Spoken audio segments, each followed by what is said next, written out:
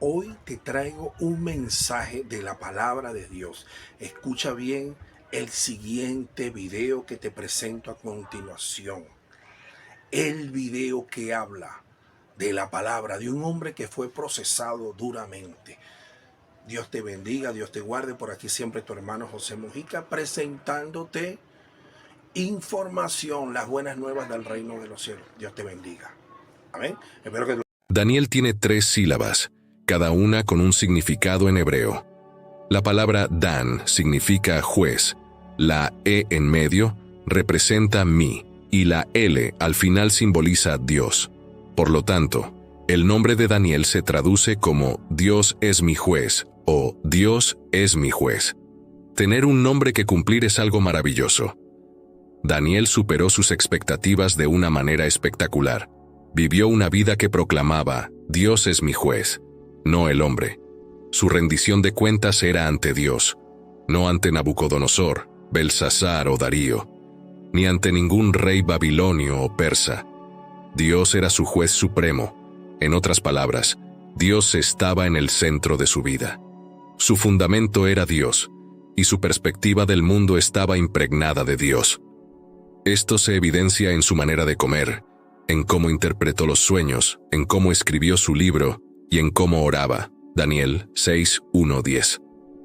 Darío decidió nombrar 120 sátrapas para gobernar en todo el reino, con 3 administradores sobre ellos, siendo Daniel uno de ellos.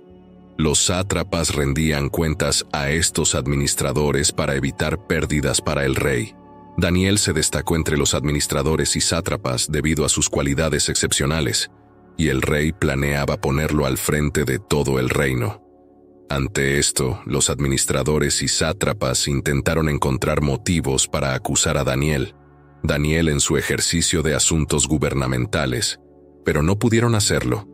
No encontraron corrupción en él porque era confiable y ni corrupto ni negligente. Finalmente, estos hombres dijeron, nunca encontraremos ninguna base para acusar a este hombre Daniel, a menos que tenga algo que ver con la ley de su Dios. Entonces, estos administradores y sátrapas fueron como grupo ante el rey y dijeron, que el rey Darío viva para siempre. Los administradores reales, prefectos, sátrapas, consejeros y gobernadores han acordado que el rey emita un edicto y haga cumplir el decreto de que cualquiera que ore a cualquier dios o ser humano durante los próximos 30 días, excepto a usted, su majestad, será arrojado al foso de los leones. Ahora, su majestad, emita el decreto y póngalo por escrito para que no pueda ser alterado, de acuerdo con la ley de los medos y persas, que no se puede revocar. Así que el rey Darío puso el decreto por escrito. Cuando Daniel supo que el decreto había sido publicado, fue a su casa, a su habitación de arriba, donde las ventanas se abrían hacia Jerusalén. 3 veces al día se arrodillaba y oraba, dando gracias a su Dios, tal como lo había hecho antes. Dios es mi juez, la forma en que comía. Recuerden que Daniel estaba entre los cautivos llevados a Babilonia cuando Nabucodonosor. Cuando Jerusalén fue conquistada, Daniel y otros fueron seleccionados para ser entrenados al servicio del palacio real y se les proporcionó la mejor comida y vino del rey. Sin embargo, Daniel veía su alimentación como un asunto divino. Todo era una cuestión de Dios para él. Así lo expresa Daniel 1:8. Pero Daniel se propuso en su corazón no contaminarse con la porción de la comida del rey, ni con el vino que él bebía. Pidió, por tanto, al jefe de los eunucos que no se le obligase a contaminarse. Daniel buscaba la decisión de Dios, no la del rey, para resolver su situación. Según el versículo 1:17, el resultado final fue que Dios le dio conocimiento y habilidad en toda letra y sabiduría, y Daniel tuvo entendimiento en todas las visiones y sueños. Entre los seleccionados estaban algunos de Judá: Daniel, Ananías, Misael y Azarías. El jefe les dio nuevos nombres. A Daniel lo llamó Beltasar, a Ananías, Sadrac, a Misael, Mesac, y a Azarías, Abednego. A pesar de la presión, Daniel se mantuvo firme en no contaminarse con la comida y el vino reales. Buscó el permiso del jefe para no hacerlo, y Dios causó que el oficial mostrara favor y compasión hacia Daniel. Aunque el oficial expresó temor al rey, finalmente permitió que Daniel siguiera su elección alimentaria. Si el rey se daba cuenta de que los jóvenes de tu edad no están tan saludables como aquellos que comen la comida real, podría culparme y castigarme. En ese momento, el rey podría ordenar mi ejecución debido a ustedes. Daniel 1:10. En respuesta, Daniel se dirigió al guardián designado por el Masendienen, oficial principal para cuidar de él y sus compañeros, Ananías, Misael y Azarías. Daniel propuso una prueba de 10 días. Por favor, pruébanos durante 10 días. Danos solamente vegetales para comer y agua para beber. Luego, compara nuestra apariencia con la de los jóvenes que comen la comida real y trata a tus siervos según lo que veas. Daniel 1:12-13. El guardián aceptó la propuesta y los sometió a la prueba durante 10 días. Al final de este periodo, los 4 jóvenes lucían más saludables y mejor nutridos que aquellos que consumían la comida real. Daniel 1:14-15. El guardián retiró la comida y el vino asignados y les dio vegetales en su lugar. Daniel 1:16. Como resultado, Dios les concedió a estos 4 jóvenes conocimiento y comprensión en toda clase de literatura y aprendizaje, y a Daniel le dio la capacidad de entender visiones y sueños. Daniel 1:17. La forma en que Daniel interpreta los sueños del rey Nabucodonosor y la visión del hijo Belsasar en Daniel 2:28 refleja su enfoque centrado en Dios. Por ejemplo, atribuye todo el crédito a Dios al decir: «Pero hay un Dios en el cielo que revela los misterios. Él le ha mostrado al rey Nabucodonosor lo que sucederá en el futuro. Tu sueño y las visiones que pasaron por tu mente». Daniel 2:28. Mientras estás acostado en la cama, Daniel acusa a los gobernantes más poderosos del mundo de arrogancia y traición contra Dios. Por ejemplo, a Belsasar en Daniel 5:23 le dice: «Pero tú te has levantado contra el Señor del cielo. Has hecho traer los vasos de su templo a tu presencia. Y tú, tus nobles, tus esposas y tus concubinas, habéis bebido vino en ellos. Además has alabado a dioses de plata y oro, de bronce, hierro, madera y piedra, que no pueden ver ni oír ni entender. Pero al Dios en cuyas manos está tu vida y todos tus caminos, no le diste gloria». Cada interpretación que ofrece Daniel sitúa a Dios en el centro, y los grandes reyes como Nabucodonosor y Belsasar o Gorbachov desaparecen en la historia como una nube. Daniel 2:39. La vida de oración de Daniel es un ejemplo asombroso de cómo vive de acuerdo con su nombre. Dios es mi juez. Significa que lo que Dios piensa y hace es más importante que lo que piensa o hace cualquier otra persona en el mundo.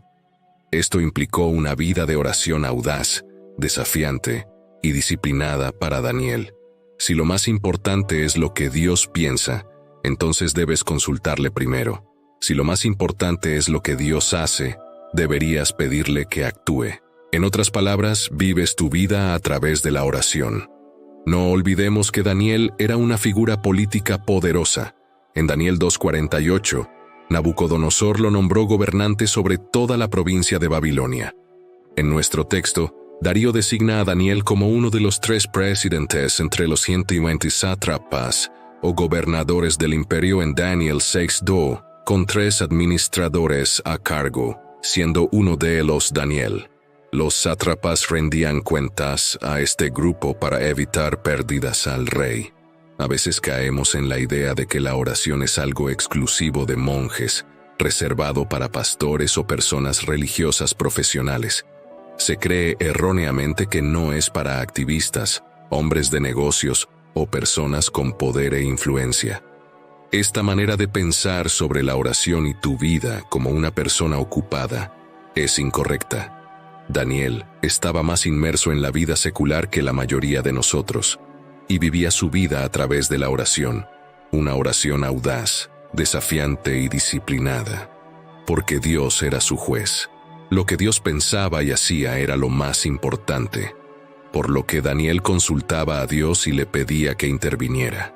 El texto es un testimonio increíble de la valiente, desafiante y disciplinada vida de oración de Daniel. Esto me inspira a ser valiente en la oración, a atreverme en la oración, y si es necesario desafiar en la oración contra los poderes terrenales, así como a ser disciplinado en la oración.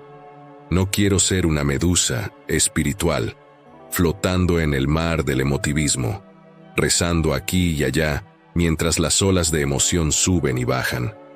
En Daniel 9:1-6, en el primer año de Darío, hijo de Jerjes, descendiente de los Medos y designado gobernante del reino babilónico, comprendí, según las Escrituras y la palabra del Señor dada al profeta Jeremías, que la desolación de Jerusalén duraría 70 años.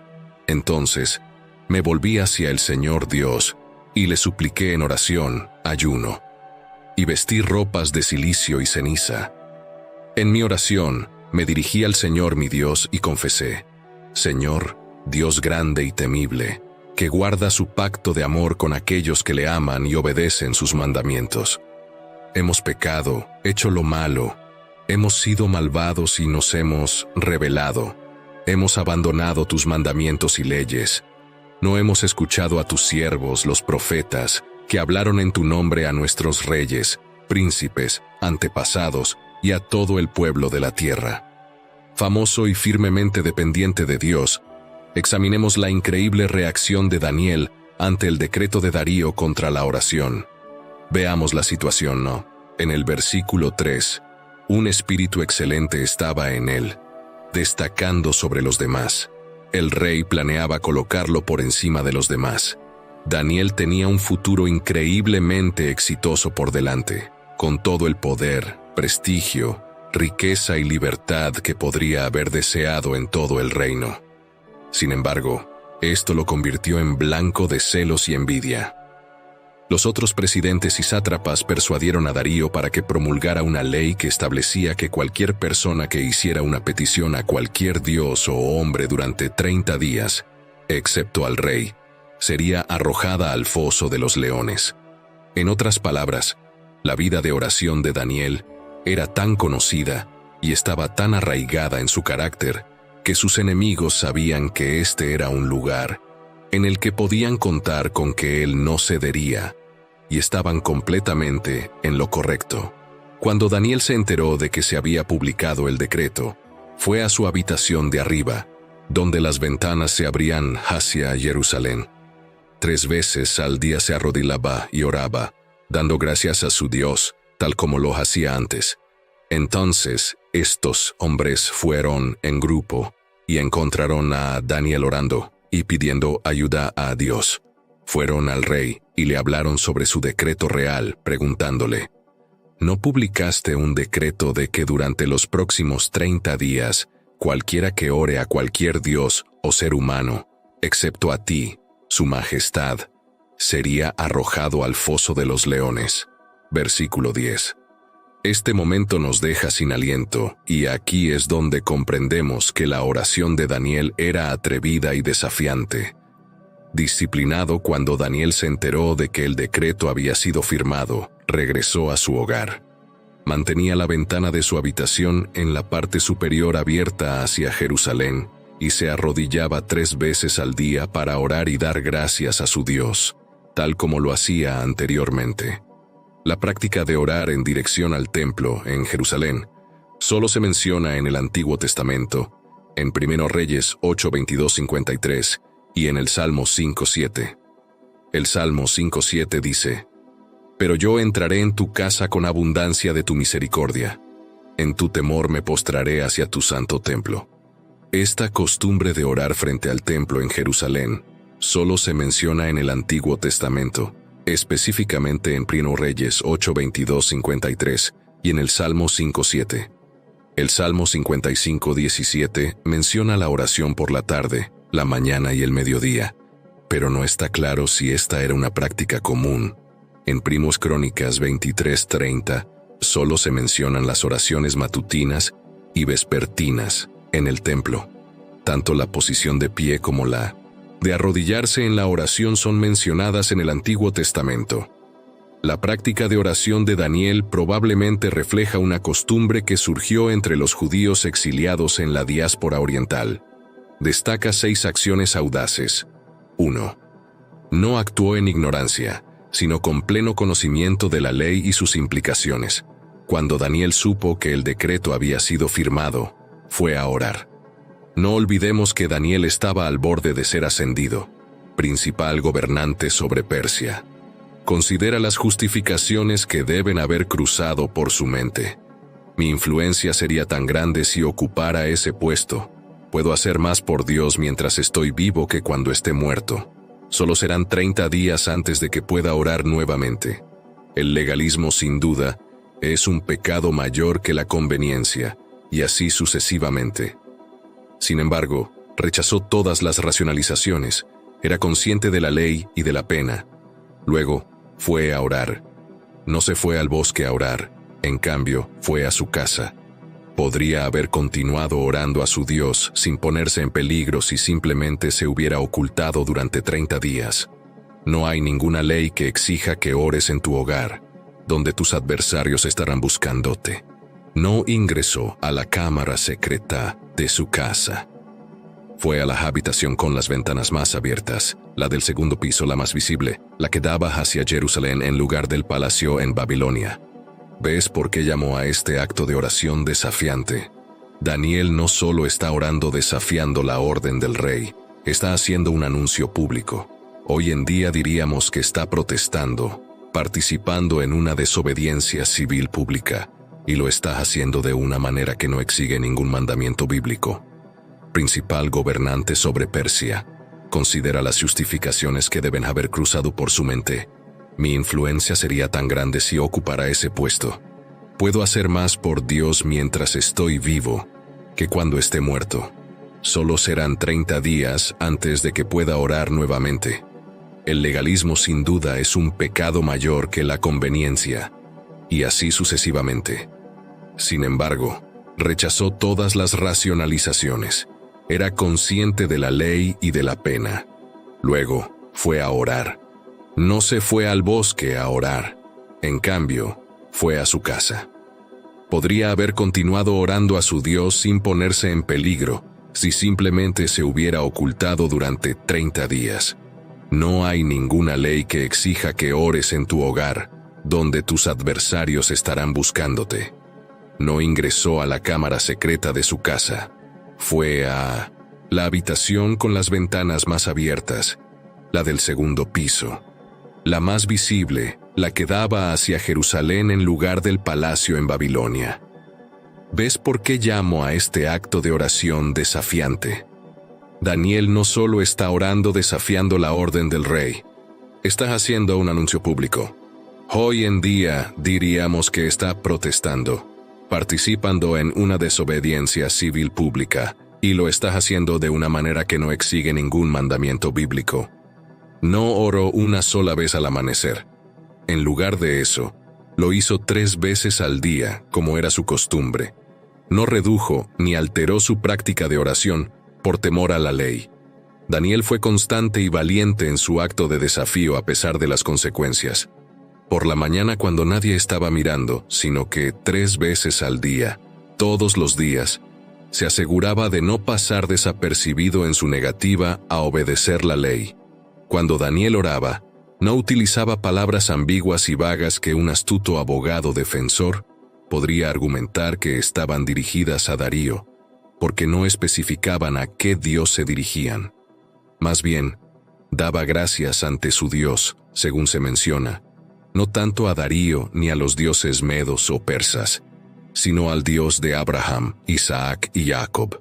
No cambió la forma en que oraba ni hizo nada para ceder a la presión de la ley de Darío. Oraba como lo había hecho anteriormente, según se afirma al final del versículo.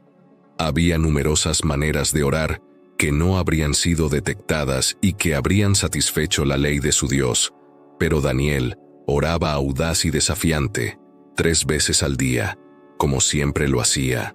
Entonces, ¿Qué debemos entender de todo esto? Me gustaría ofrecer 4 aplicaciones finales para nuestras vidas de oración hoy. En primer lugar, la oración es una forma válida de testimonio público y debemos usarla según nos guíe Dios. Jesús dijo: «Y cuando ores, no seas como los hipócritas, porque les gusta estar de pie y orar en las sinagogas y en las esquinas de las calles para que los vean los demás. De cierto les digo que ya han recibido su recompensa. Pero tú, cuando ores, entra en tu habitación y cierra la puerta y ora a tu Padre que está en lo secreto, y tu Padre que ve en lo secreto te recompensará». Mateo 6:5-6. ¿Es esto una condena a la oración pública de Daniel? No lo creo así. No es nuestra disposición a sufrir por la oración, sino nuestro amor por el elogio a la oración, lo que Jesús advirtió. No estaba diciendo que esté mal ser visto orando. Estaba diciendo que querer ser visto para ser alabado por tu piedad está mal. Bienaventurados los que padecen persecución por causa de la justicia, porque de ellos es el reino de los cielos. Mateo 5:10. Bienaventurados sois cuando por mi causa os vituperen y os persigan, y digan toda clase de mal contra vosotros, mintiendo. Gozaos y alegraos, porque vuestro galardón es grande en los cielos, porque así persiguieron a los profetas que fueron antes de vosotros. Mateo 5:11-12. Pero ay de vosotros cuando usáis vuestra justicia para buscar sus alabanzas. Mateo 6:2-4. En el contexto de Daniel, y aquí necesitamos gran sabiduría para conocer nuestro propio contexto, el llamado de Dios sobre su vida era: que tu luz alumbre delante de los hombres, para que vean tus buenas obras y glorifiquen a tu Padre que está en los cielos. Mateo 5:16. Para Daniel, la oración se había convertido en una declaración pública sobre la gloria de Dios, sobre la gloria de Darío, y era un testimonio legítimo, como lo es para nosotros si nuestros corazones están correctos. La oración de Daniel era disciplinada y regular. Cuando llegó el momento de la protesta, Daniel no tuvo que hacer cambios. Ya estaba orando 3 veces al día en un lugar específico. Había estructura, rutina y disciplina. ¿Podría ser que la disciplina más que el cambio de rutina sea clave para estar preparados para enfrentar desafíos en nuestra vida de oración? Que ser un sustituto aburrido de la espontaneidad, y el poder es el jardín en el que crece. Trabajas pacientemente en el jardín, y Dios hace crecer milagrosamente una planta con poder sobrenatural. Esto, creo, es lo correcto. Esta semana te animo a dar un paso atrás y planificar cierta disciplina en tu vida de oración. Sigue el ejemplo de Daniel. En conclusión, la historia de Daniel nos enseña valiosas lecciones sobre la importancia de la oración audaz, la firmeza en nuestras convicciones y la disciplina en nuestra vida espiritual. ¿Qué te ha inspirado más de la historia de hoy? Comparte tus reflexiones en los comentarios. Dale like si encuentras útil este contenido y suscríbete al canal para no perderte futuras historias y enseñanzas. Agradezco tu participación y nos vemos en el próximo video.